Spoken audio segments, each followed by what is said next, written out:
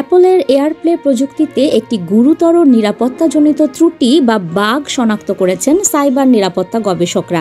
তাদের আশঙ্কা, এই ত্রুটির সুযোগ নিয়ে ব্যবহারকারীদের ডিভাইসে ঢুকে যেতে পারে হ্যাকাররা।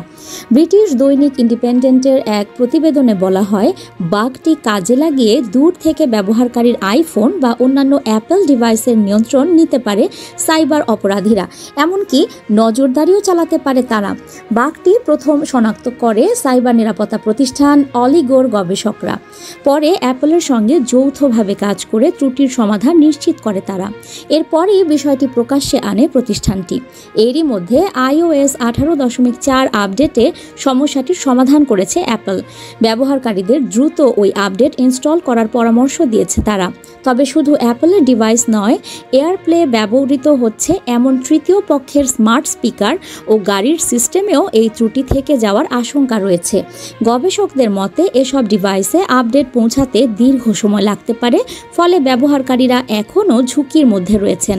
তারা জানান, শুধু আইফোন নয়, অ্যাপলের কারপ্লে প্রযুক্তি ব্যবহৃত স্মার্ট গাড়ি ও স্পিকারেও এই ত্রুটি থাকতে পারে।